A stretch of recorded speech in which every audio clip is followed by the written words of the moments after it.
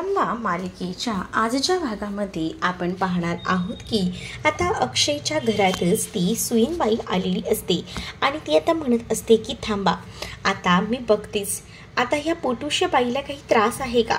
त्याच वेळेला आता लगेच समजून जातं की खूप मोठा सत्याचा इथे उलगडा होणार आहे। त्यामुळे खूप जास्त टेन्शनमध्ये इरावती आलेली असते आणि इरावती लगेचच म्हणत असते की काय तुम्ही कोणावरही विश्वास ठेवता आणि ही जादूटोणा या सगळ्या अंधश्रद्धा आहेत आणि यावर कसा काय तुम्ही भरोसा ठेवू शकता, हे खूप जास्त चुकीचं आहे असं देखील इथे इरावती म्हणत असते। त्यावरती सुईणबाई म्हणते, अगं बाई तू शांत बस ग, मी काही अंधश्रद्धा वगैरे करत नाहीये आणि राहिला प्रश्न तू कोण आहेस ग ते मला पहिल्यांदा सांग। तर ती सांगू लागते की मी ज्योतिष आहे आणि मी पुढे काय होणार आहे हे मी भविष्य सांगू शकते। तर आता सुईणबाई बोलते की ह्या सगळ्याला तू अंधश्रद्धा म्हणू शकत नाहीस का, मी सांगते ती अंधश्रद्धा का, मी कुठेही काही करणार नाही, मी इथेच उभं राहून जे काही करायचं आहे ना ते करणार आहे असं देखील आता ती सुईण म्हणत असते। आणि त्याच वेळेला आता अक्षय देखील म्हणत असतो की हां असं असेल तर चालेल, तुम्ही इथेच उभं राहून जर रमावर काही करणार असाल तर ठीक आहे। तर त्याच वेळेला आता इकडे रमावर आता त्यांना मोठा चमत्कार करायचा असतो, तो म्हणजे रमाच्या पोटाला त्यांना पिन लावायची असते आणि त्या बोलण्यामध्ये ते सगळा कार्यक्रम करत असतात। तर इकडे आता मावशीला पंकज काकाने सांगितलेलं असतं की मुकादमांच्या घरात माही आहे, रमा नाही आहे आणि हे ऐकल्यानंतर खूप मोठा धक्का जो आहे तो आता बसलेला असतो आणि त्यामुळे आता या सगळ्यातून मार्ग कसा काढायचा हे काही कळत नसतं। त्यामुळे खूप जास्त टेन्शन जे आहे ते आता मावशीला आलेलं असतं। तर इथे मात्र पिन वगैरे हा कार्यक्रम झाल्यानंतर रमाला भेटायला आता साहिलची आई आलेली असते आणि साईची आई जी आहे ती रमाला म्हणत असते की रमा अजून किती दिवस तू हे सगळं सहन करणार आहेस, कुठेतरी हे सगळं थांबव असं मला वाटतंय प्लीज। तर रमा म्हणत असते की तुम्ही काळजी करू नका, हे नक्कीच कधीतरी थांबेल, पण हे स्वतःहून त्या अक्षरावांना कळायला हवं इतकंच मला वाटतं। आणि त्याच वेळेला आता तुम्ही जी काही कामगिरी केली आहे ना ती एकदमच उत्तम केली आहे, माझा तुमच्यावर विश्वास आहे, फक्त घरात कोणाला तरी ते दिसायला हवं। इकडे आता इरावती जी असते ती बोलत असते आणि म्हणत असते की हे जे काही आहे ना ही सुईण वगैरे मला तर ना याच बिलकुलही आवडल्या नाही आहेत, त्यांना काही पैसे कमवायचे असतात, 1-2 हजार रुपये मिळतात हे सगळं सांगून तर त्या काही करतील ना। अक्षयला ती आता मुद्दामून त्या सुईणबाईबद्दल सांगून भडकवत असते। त्याच वेळेला आता अक्षयला रमाच्या पोटाला लावलेला तो पिन दिसतो।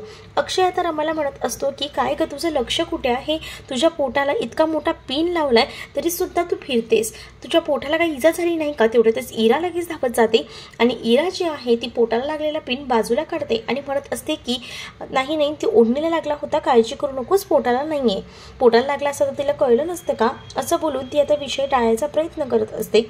त्याच वेळेला आता इकडे खूप जास्त भडकलेला असतो तो म्हणजे अक्षय आणि अक्षय जो आहे तो आता रमाला म्हणत असतो की तुला इतकं सुद्धा कळत नाही का स्वतःची काळजी कसं घ्यायचं, ते प्रत्येक वेळेला सगळ्या गोष्टी तुला सांगायलाच लागतात का।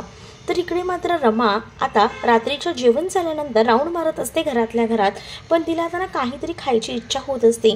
त्याच वेळेला तिच्या लक्षात येतं की आपण ना आपल्या बाळासाठी नक्कीच आईस्क्रीम मागवू शकतो किंवा आपण एक काम करूया, कुल्फी खायला बाहेरच जाऊया असं ती बाळाला म्हणत असते। आणि ती सांगू लागते की बाळा तू काळजी करू नकोस, तुझं जे काही स्वप्न आहे, तुला काही खायचं असेल ना तर तू मला सांग, तुझे सगळ्या काही इच्छा मी पूर्ण करेन, बाबा जरी आता तुझ्या ही इच्छा पूर्ण करायला नसल्या तरी सुद्धा असं बोलून ती आता हे सगळा काही सगळ्यामधला मार्ग काढत असते। आणि त्यानंतर कुल्फी खायला ती गेलेली असतानाच तेवढ्यातच तिला अक्षय दिसतो। तर अक्षय जो आहे तो तिला थांबवतो आणि इतक्या रात्री तू कुठे चाललीस असं म्हणतो। त्यावर अक्षयला ती सांगू लागते की मला ना कुल्फी खावीशी वाटली होती, तीच खायला मी चाललेली होते।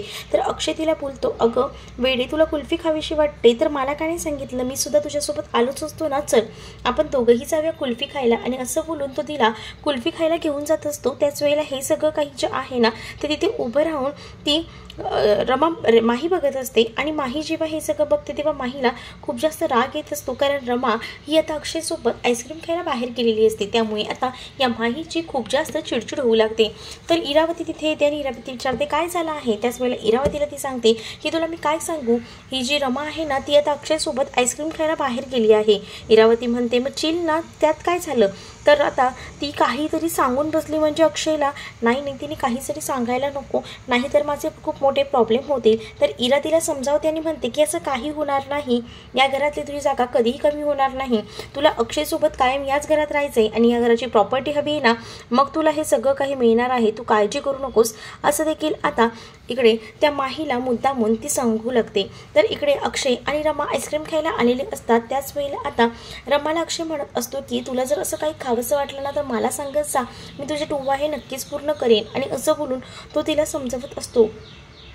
त्याच वेळेला तो हे सगळं करत असताना बायाशी सुद्धा गप्पा मारत असतो. बायाला म्हणत असतो की बाया, तुला कधीही काही लागले ना तर मला सांगत जा, मी आहे ना तुझ्यासाठी, असं देखील म्हणून आता तो तिला समजावू लागतो. तर पुढे जाऊन आपल्याला पाहायला मिळतं की जी रमा आहे ती आता अक्षयला म्हणत असते की तुम्ही आता स्वतःच विचार करा की नेमकं काय काय झालेलं आहे.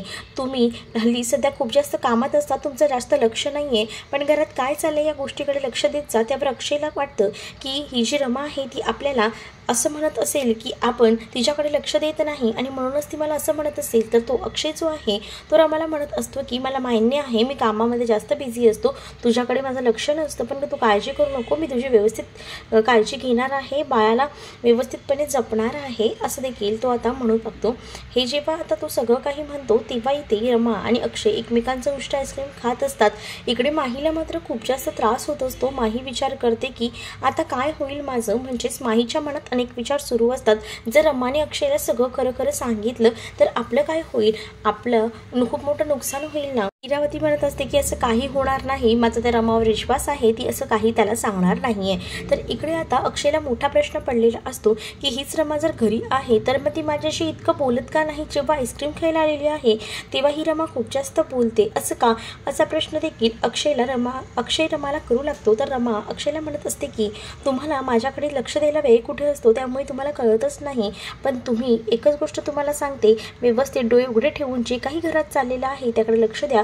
खरं तर रमाला हे सगळं इरावती आणि माहीबद्दल बोलायचं असतं, पण इथे अक्षयला या गोष्टी काहीच कळत नसतात. तो म्हणत असतो की हो मला कळत आहे, मी तुझ्याकडे लक्ष देत नाही म्हणून तू माझ्यावर चिडत आहेस, पण तू काळजी करू नको, लवकरच सगळं काही ठीक होईल आणि मी तुझ्याकडे जास्तीत जास्त लक्ष देईन आणि व्यवस्थित सगळं काही करेन, असं देखील तो तिला म्हणू लागतो. तेव्हा रमाला सुद्धा बरं वाटतं. त्यानंतर रमा आणि अक्षय घरी येतात आणि त्याच वेळेला आता खरं तर या रमाला अक्षयने आपल्या रूममध्ये सुद्धा आणलेलं असतं, त्यामुळे माहीची नाचक्की होते. माहीला कुठे जावं हे काहीच कळत नसतं. माहीला आता अक्षरशः जिथे रमा गेस्ट हाऊसमध्ये राहत असते तिथेच राहायला जावं लागतं. तर इकडे आता अक्षय आणि रमा रात्रभर मस्त गप्पा मारत असतात. त्याच वेळेला अक्षयला रमा म्हणत असते की मला ना खरंच खूप छान वाटतंय आज तुमच्यासोबत.